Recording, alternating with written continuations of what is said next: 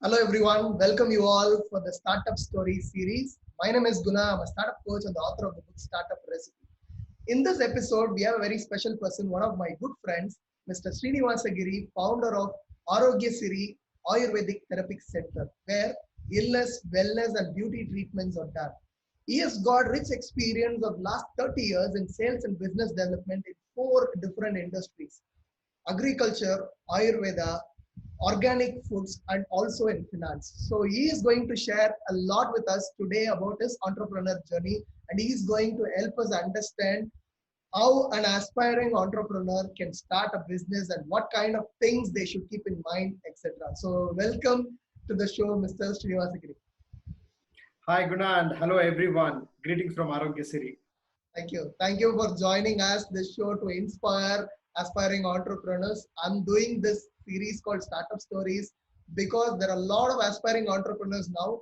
They want to understand what is right, what is wrong when they start a business, and this series is helping them in many ways by just getting a lot of takeaways from various successful entrepreneurs like you. So thank you for joining us for this show.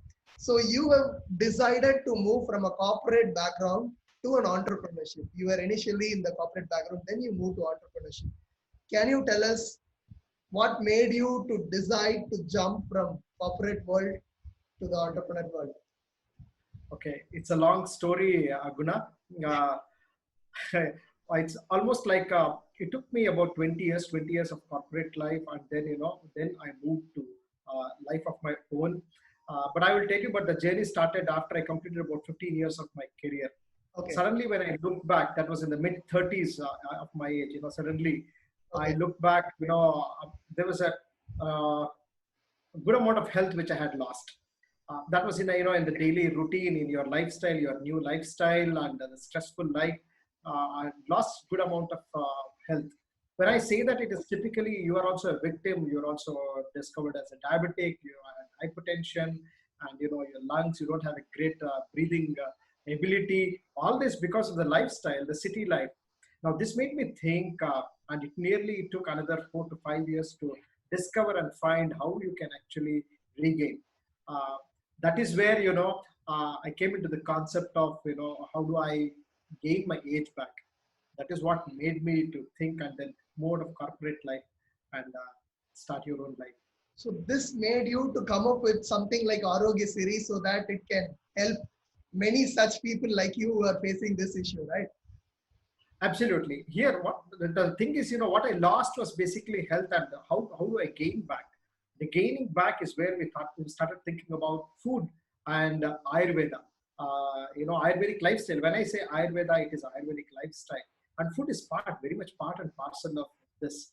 This is what we started to understand how ancient Indians are traditionally they lived. Traditionally, we all lived. When I just look back to the generations, I understand their lifestyle. I try to understand, and it was not an easy journey. We had to implement a lot of things. So we did do that. First thing I did was to move away from the metro city and started to live in a smaller city like a Okay, Mysore. That okay, helped me first, where I was assured of good water and air. Then our activities, the lifestyle involved food production, which is farming. We did hardcore farming, as well as because my belief was in Ayurveda. I took help of one of the best consultants in the industry, and it helped me to start this Ayurvedic therapy center called Arogya Siri in the year 2013. And okay. it's been 7 years from there on, and thank God we are doing well. We are one among the best in Mysore. Okay, okay. So can you just share a little bit more about how was the journey of Arogeshri and like the last few years, like how it is going on after you started? Yes, actually, I hardly had any business background. Basically, zero business background, but had a rich corporate experience. Even a consistent growth in corporate life, and then I moved to this business. It took us some time. It took us some time. The mindsets and mind shifts. Okay, And as I'm talking to you, like I involved my family also into this. My wife helps me in this. My daughter is also part of it now, and we all are making this. We just definitely want it to be a most respected Ayurvedic Therapy Center in Mysore, and we are there. We have been rated one of the best, as I mentioned earlier. Super. Super. And dear viewers, if you are if you're going to Mysore, don't miss to go to this Ayurvedic Therapy Center, and it is a superb experience which you should definitely take wherever you go to Mysore. And you said you have got family into the business. Yeah, I also know about it. Your spouse and your daughter is already involved in the business. Generally, when somebody start a business or when they are doing business already, it is not easy thing to bring family members into the business and to make them come in the same wavelength, same frequency with the vision of the company. And also we should balance work and home without any hassle. So it is not something easy to do. And many aspiring entrepreneurs, maybe they want to involve their family members into business. If you can share how you managed it, how you had your set of some guidelines within yourself, within the family, though that this is business, this is our family relationship, this is how we have to do, we all have to do this work, the accountability. There may be a lot of things. So can you just share how you made it so that it will help others also? Oh God, very sensitive question you have picked, Guna. I know there can be a lot of pros and cons, but yeah, honestly, you're right. It's not an easy decision to involve your family. Not just one person, now the second person also. It is definitely not an easy decision. I totally agree. But here I'll tell you, it is not, we didn't come together because it was a very enterprising business or something. What happened, my wife also had a very successful career in Bangalore. While I was in a financial market, she also had her own successful career. But we both understood the need for health and need to recover from wherever we are. As the age catches up, slightly overweight, obesity, and you start seeing that, I'm not that good anymore. This was common between us. So the way we came together was basically as the concept for health. So that is where, we both started involving. She was very much part of whatever we did in organic food production. She was very much part of it because she was the one who was helping me to make end products. I was into production and she was into making it in end production. And even when we started Ayurvedic Therapy Center, it was quite obvious that we are together. Initially, the first few years, I ran it hands-on there.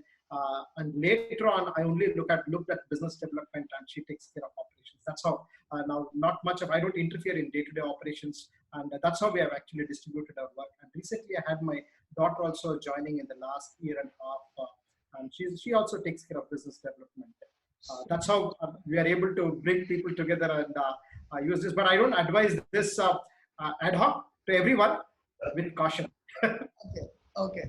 So kudos to you to manage within a family, both business and family together. That's a superb thing which we got. You gave some insights on that. And you were in the corporate world and you moved to business world, which is two different things. And when you started this business of Arogya Siri, what were the challenges you had initially?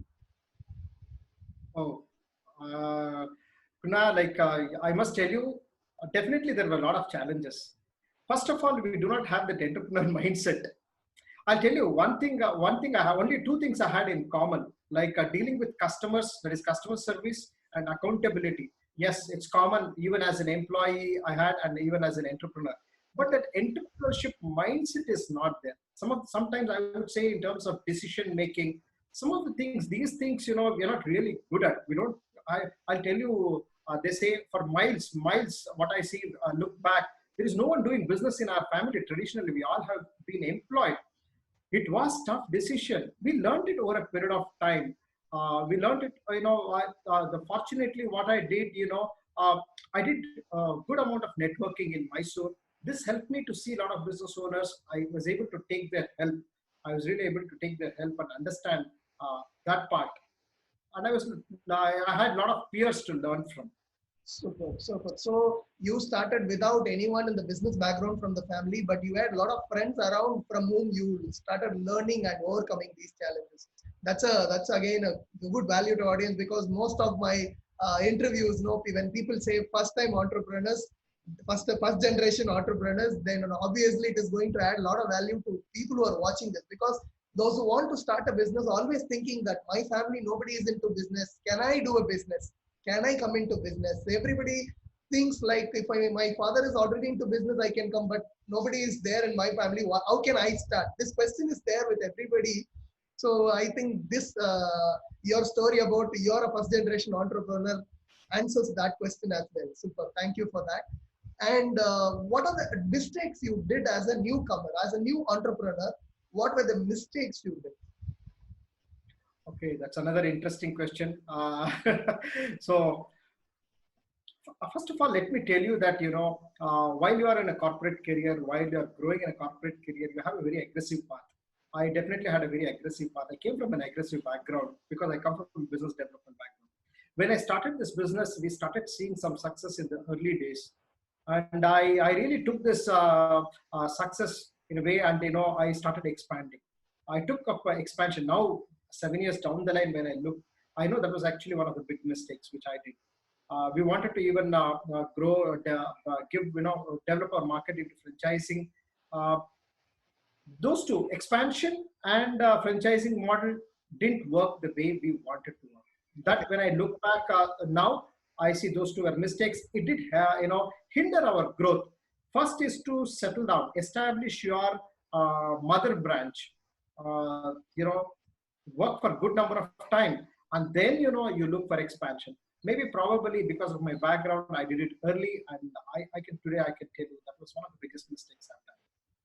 Okay, thank you for sharing that. And entrepreneurs sharing their own mistakes is not something a normal thing. Like sometimes only if it is going to help others, so only those who want to inspire others will tell this. Thank you for sharing that. Don't branch out or don't look for expansion. Just stick to one branch and then establish and then just branch it out. Super. That's a super value which you have given.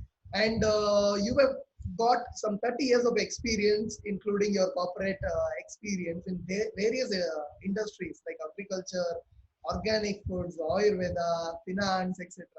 With all this experience put together and your entrepreneurial experience also, what kind of suggestions or tips you want to give to someone who is going to start their entrepreneurial career right now? Because they have a lot of questions in mind and they want to start. So if you have to give as a successful entrepreneur, what will be your suggestion and tips to them? Amazing question. Uh, Good question, Guna. Well, whenever you conceive any business, whenever you are conceiving or, when you want to start your business, the first thing is, what problem are you solving or what way you are actually adding value to customers' life. This is what in a simple word, I call it relevance. What is your relevance in the industry? If you're not able to add value, if you're not adding value, customers will definitely reject you. Is there a problem which you're trying to solve? And that is where your relevance come into the picture. So dig deeper and please understand how much of value you're able to add to the customer or to the society. Only then your business, actually your success stands there, is what I can tell from whatever number of years I have learned in this industry. Okay, super. So I think this short interview gave a lot of information, lot of takeaways for all those who are watching. So before we close this short interview, is there anything else you want to share for the aspiring entrepreneurs? People who want to start their business, do have some thoughts. Along with that, they have some fears. So something is stopping them, but they want to start a business. So is there anything you want to tell before we close this session? Okay. Gunnar, you rightly mentioned, it's about the entrepreneurship is a mindset. Basically, it's a mindset. As you were talking, not necessarily, your father, your forefathers, or somebody would have been an entrepreneur. That is not necessary. The risk is there. Actually, what I'm trying to say is, you're more worried about the society. You're more worried about the society around you. I know you're socially responsible, but it is always important that we get sufficient education, sufficient exposure. One should always aspire to be an entrepreneur and always giving an opportunity, creating a lot of employment. It's not sin to be employed, I'm saying, but it is always great. It is always great if you can have that entrepreneur mindset and support the cause. You can create more jobs. It's definitely worth all the risk you take in life.